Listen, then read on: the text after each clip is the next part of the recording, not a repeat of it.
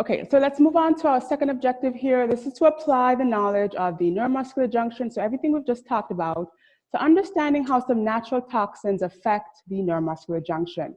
We'll also talk about a disease, which I mentioned last class, myasthenia gravis, and how that plays a role in the events that occur here.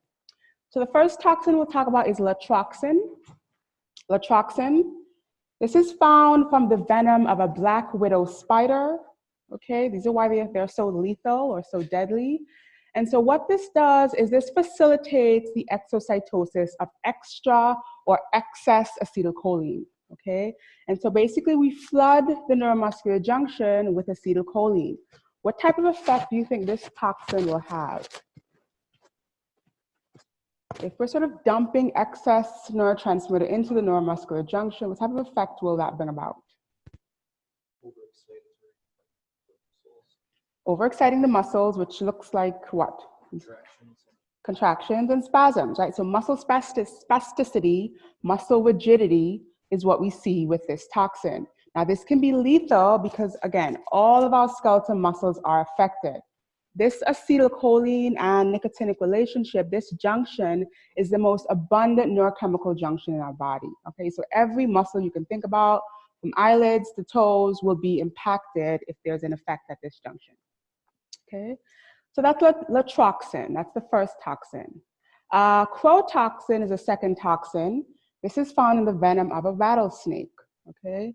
And this toxin has the opposite effect of latroxin.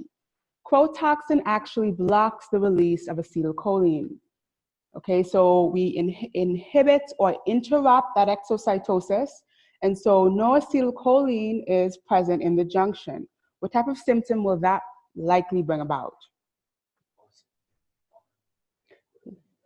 Loss of feeling, commonly known as numbness, right? Numbness, tingling, paralysis is what we'll see with this type of toxin. So if you're bitten by a rattlesnake, this is how that can become deadly.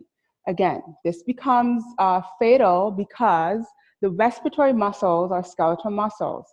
And if you lose innervation to respiratory muscles, you cannot breathe, okay? And that's how this becomes quickly fatal or lethal, okay? The final toxin here,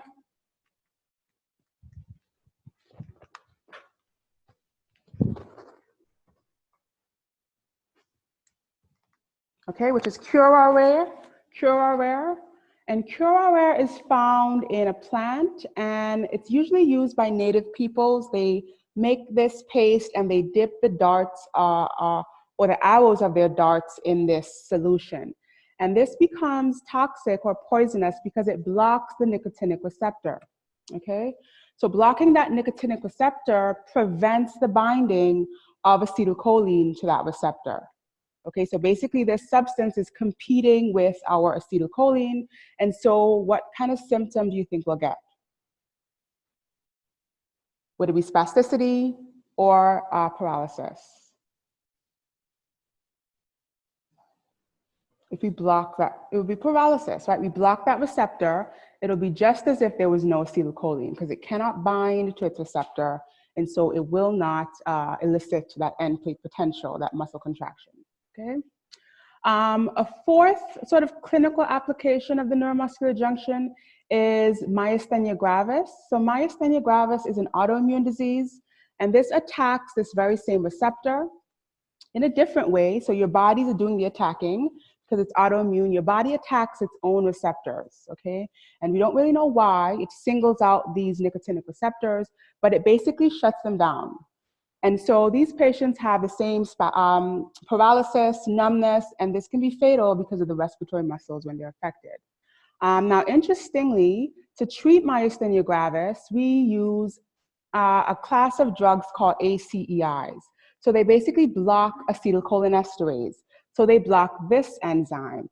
So what do you think will be the benefit of blocking acetylcholinesterase in a patient like this? Why would you want to block that Pac-Man type molecule?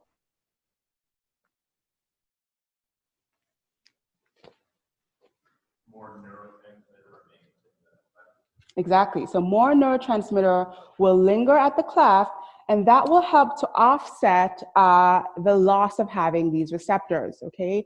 Having that neurotransmitter in whatever quantity helps to sort of offset some of these receptors that have been damaged, okay? So unlike what we do see in a normal person that has these molecules or these enzymes going, we don't want to clear the junction very quickly. We don't want to degrade that excess neurotransmitter.